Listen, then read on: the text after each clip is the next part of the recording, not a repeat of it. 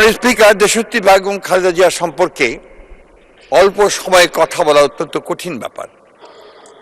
একজন মহিয়সী মহিলা, একজন অসম সাহসী নেত্রী, একজন দূরদৃষ্টি সম্পন্ন রাষ্ট্রনায়ক, যিনি বাংলাদেশে এই 54 বছরের 43 বছর রাজনীতিতে বিচরণ করেছেন দাপটের সঙ্গে।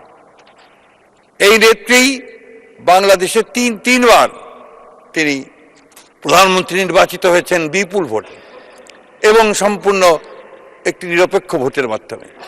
তিনি দুইবার বিরোধী দলের নেত্রী নির্বাচিত হয়েছেন এবং প্রতিটি ক্ষেত্রেই তার যে মূল লক্ষ্য ছিল, সে লক্ষ্য ছিল বাংলাদেশে গণতন্ত্রকে প্রতিষ্ঠা করা।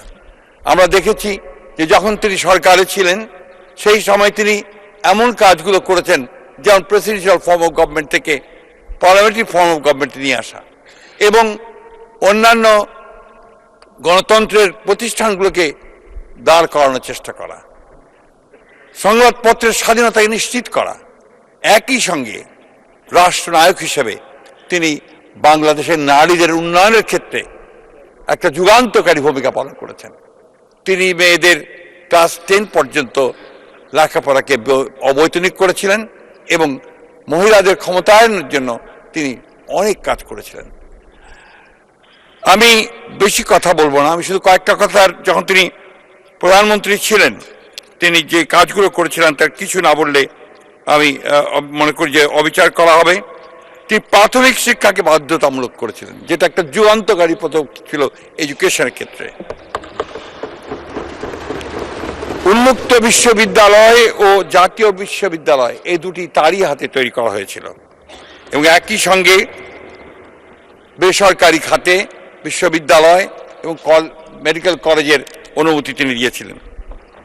তিনি কৃষকের ভাগ্য পরিবর্তনের জন্য 5,000 টাকা পর্যন্ত কৃষি ঋণ সুদ সহ মকুব করেছিলেন, 25 বিঘা পর্যন্ত জমির খাজনা মাফ করে দিয়েছিলেন।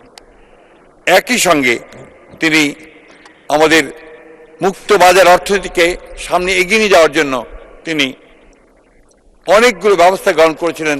তার মধ্যে একটি ছিল আমাদের আপনার রেভিনিউ আর্ন করার জন্য ভিএটি, এটা ছিল তার করা, এবং বিনিয়োগকে মুক্ত করে দেওয়া বেসরকারি খাতে, যেটা আমাদের অর্থনীতির যুগান্তকারী পদক্ষেপ রেখেছিল। একই সঙ্গে অনুমতি ছাড়াই 30 কোটি টাকা বিনিয়োগের সীমা নির্ধারণ করা হয়েছিল এবং নতুন শিল্প প্রতিষ্ঠা করা হয়েছিল সেই সময়।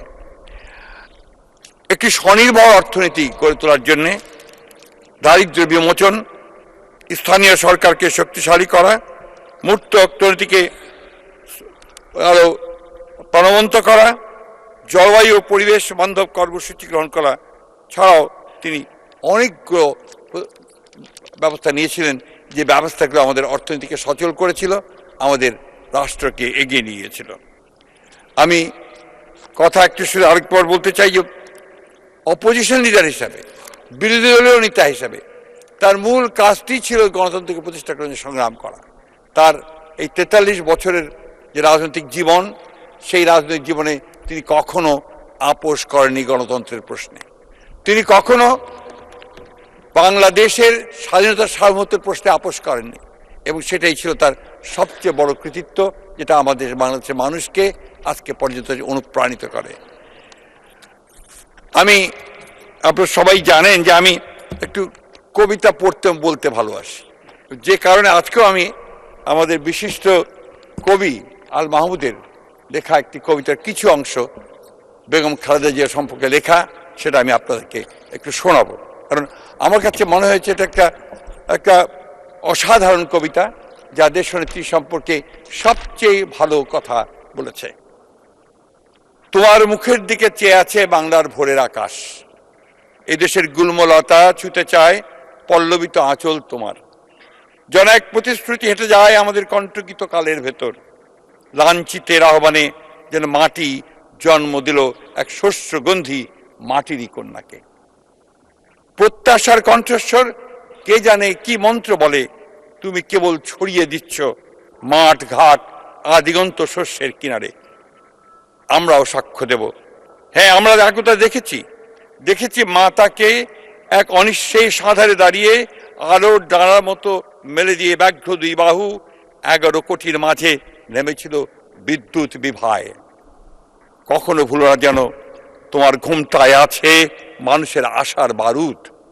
ভুলো না তোমার বাক্য প্রতীক্ষিত নিঃশ্বাস জাতির অবিচল পিঙ্গলাক্ষী হে মাতৃকা, মানুষের আশাকে জাগাও।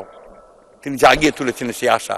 তিনি হেঁটে গিয়েছিলেন কারাগারে ভালোভাবে, কিন্তু আবার একই সঙ্গে তাকে হত্যা করার জন্য ফ্যাসিস্টরা যে ষড়যন্ত্র করেছিল সেই ষড়যন্ত্র তাদের টিকতে পারেনি। শেষ পর্যন্ত ছাত্র জনতার অভ্যুত্থানের মধ্য দিয়ে তিনি মুক্ত হয়েছিলেন এবং সেদিনই তিনি জাতির সামনে তার সেই বিখ্যাত উক্তি তিনি করেছিলেন, সেই সমঝোতার কথা যে প্রতিশোধ নয়, প্রতিহিংসা নয়, আসুন আমরা একটা ভালোবাসার দেশ গড়ে তুলি, কল্যাণের দেশ গড়ে তুলি, মানুষকে ভালোবাসার মধ্য দিয়ে আমরা নির্মাণ করি আমাদের নতুন বাংলাদেশ।